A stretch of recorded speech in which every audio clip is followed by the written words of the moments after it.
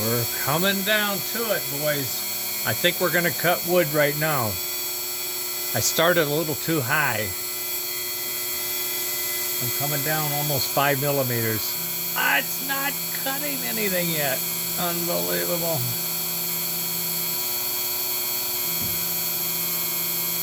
You can see I'm off a little from my target, but it's right there. It's right on top of it. And what it does, it goes down the center and then it spirals around the center cut. And as it spirals out, it takes more width and length. So it's kind of a smart algorithm, I suppose. You can select the algorithm. You do a spiral or back and forth or whatever you want. But now I've only got 3 more cuts left. Oh boy. I hope I cut wood here. I started too high up. I was scared. I was chicken. I was so high up. I don't think this is it. No, one more, looks like. I have a wire that likes to get down on top of that limit switch, and sometimes when it comes in, it actually triggers the limit switch. I saw that warning as I was reading on setting up, and to make sure your limit switches don't get accidentally triggered by something else. And by golly, if it's not just about ready to happen. Uh-oh, we're going up now. It's going to come over, and then it's going down, and we should see chips. Come on, chips.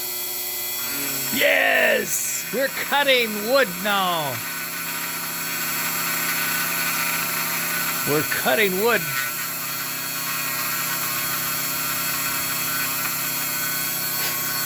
I need a, yeah, see how it goes outside? It makes it longer. Then it comes down the side. It's going to go a little longer yet. Then it's going to come over and go a little wider and then come out.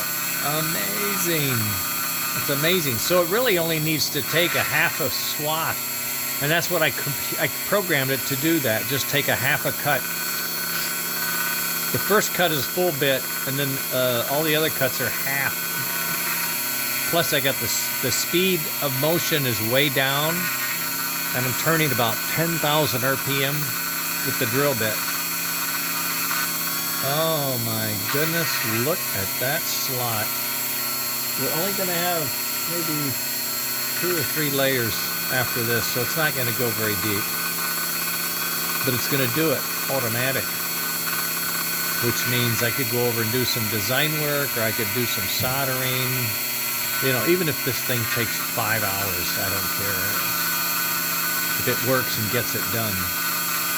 The other test is to see if I changed the clamp on here, so let's see if the tool bit will stay tight now. I tightened the snot out of it.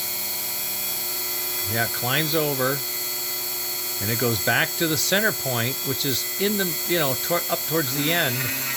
Now it's down, and it comes over a little bit. Oh, I tell you, this is so exciting. I have a vacuum that bolts on here and fits down over it, but I'm not sure how well it's going to work. I'm not real excited about it. I'd rather have one that was a complete shroud. Oh, it might work. Well, there it is. You're seeing it. This is the first cut. Oh, you can see the little screw over here. The back end, the locking screw is just going crazy. Yeah, the Z gets to work out. I mean, the X gets to work out. Oh, I hate this wiggle. I want to get that fixed too. Boy, this is it, boys. This is it. And that's way too wide of a cut from what I need. I don't need that big a cut. I just need the smoke gear to sit down in a groove, you'll see. So I'll get accurate dimensions. I'll create a real live drawing. I mean, now I can, because I know where I put the drawing, I know how I relate it to the rest of the stuff, and Should be able to do it.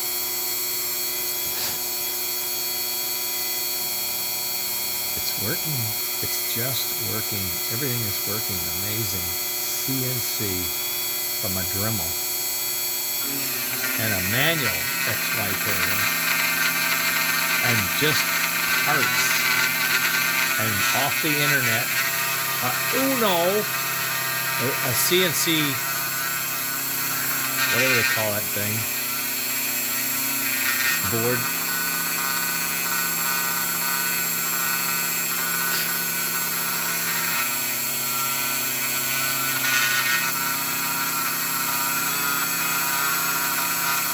Looks smooth. Looks like it's running smoothly. The y-axis is very smooth, and I know the z is because it's built like a tank. Nico, my friend in Poland, who's an engineer now, he is so, God, he just reminds me of me. He came up with this design. It is awesome. It is rugged. I think I'm going to have to adapt it to a bigger motor, though, especially when I'm going to have to go to collets or something like that. Okay, looks like we got one more layer maybe, or maybe this is the layer. No, I think I got one more layer.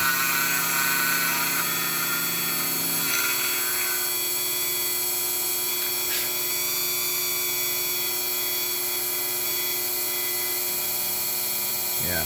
Gonna make one more plunge. This is so fun.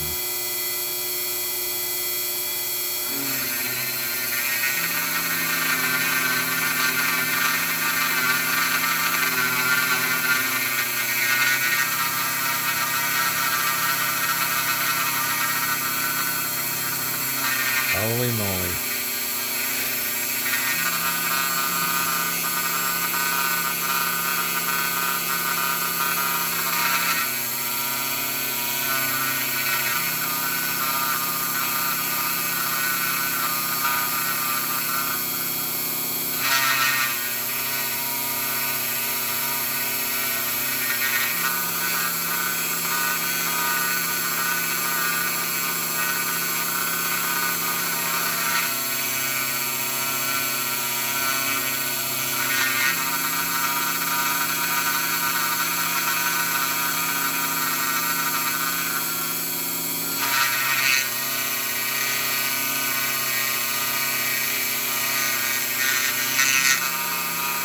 Another 1/2 millimeter.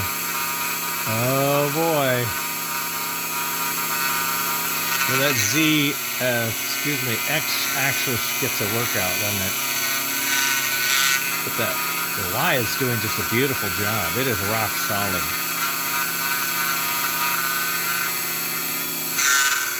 There we are. I think it's El Duno. What if it shuts off?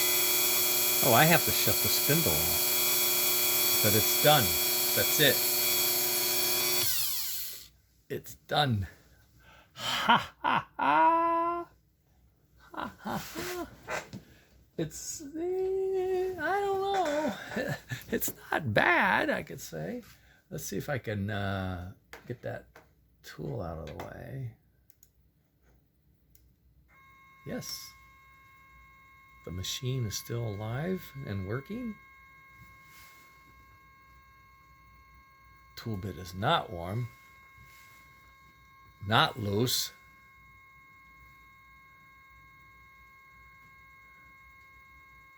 Wow.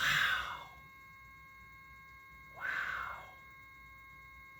Okay, so I've done 2 circles in simulation. I've done the slot, I know, twice in simulation. And I just cut a 5 millimeter depth on a piece of wood. Wow. Now if I change my standoff or my target depth, well, I know what I'd have to do. I'd have to change the DRO for the start. They say all you need is a piece of paper thickness between the material and the bit so that you don't waste so much time. You know, you go in a 1/2 mil right away. That's pretty high. What I wanted to do was see if I can measure this bugger. Let's see what I did here.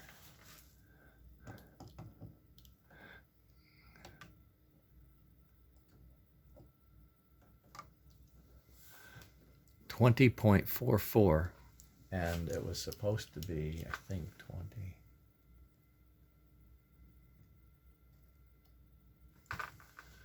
.15 is supposed to be 10. So if I'm coming out oversized, I could be the bit.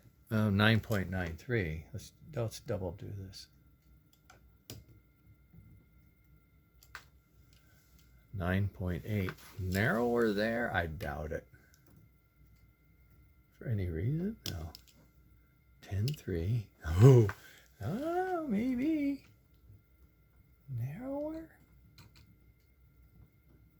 I don't think that makes sense. No, I got a 10.3 down there. So I was digging into the wood.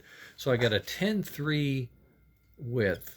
And what was it before? I forgot. Not 20.4 and a 10.3. Okay, so it's a little oversized cutting. And that could be the settings. The calibration is what I call fat. A little fat. I'm moving more than I think I am. I can tune that. I can bring that down. If I'm doing a precision cut, you would measure the finish cut and make your adjustments off of that. I need to cut the length, 1% or some number. Then you go in and make that change. I don't know that I need to, though. I feel really good. I'm going to cut this guy down again so that this isn't in the way now. And then I'll have a pair of these guys. I'll need to make some blocks that are actually functional that can do that. And I don't want to use sockets for standoffs. I want to use something a little more substantial, more stable, something more flat. I like these blocks, but they're just not really made for this setup. The engine will be different. I'm not sure what I'm going to do for locking the engine down. The chassis I have here has wheels on it. One thought I had was to leave the axles, take the wheels off and leave the axles, and then clamp on the axle on the four corners. But this is what we're going to be doing. So you see why I'm doing this block of wood, right? And I will have to go through this slot here. I'm sorry, this slot here, this bar has to come through there. So we are going to have to start high and cut through that. But I don't know if I can do a two-step cut, like a short one and then at a certain level start doing a wider one. Not sure. I don't know enough yet. If at a certain layer I change the dimensions. We'll see. But that's the idea. I want to turn this, get this thing slotted. This is one of my really old ones. You can see that's brass buttons. So this is like a 47, 48. It's been worked on just a tiny bit there, a little clearance for something. And the wheels are gonna, oh, look at this. These bushings are shot back here. Oh, damn. I may have to, well, we'll cross that bridge. Maybe I'll use a different one. But, oh boy, that's pretty exciting.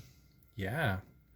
We cut a slot with calibrated, homed it, targeted the part. We knew where the part was. We knew where the tool bit was going to come out, and we had the visualizer, a simulation showing us how everything was going to work, and it actually did do that. I was a little too tall when I started. I didn't bring the axis down good enough. There. I started with the tool too high. There you can see the tool path. Oh boy, that is pretty exciting, I think. Oh boy. Yeah, there you go. There's the pattern. See how it cuts in. It actually starts over here. Yeah, and then it jumps, then it goes around, then it jumps and goes around. Pretty cool.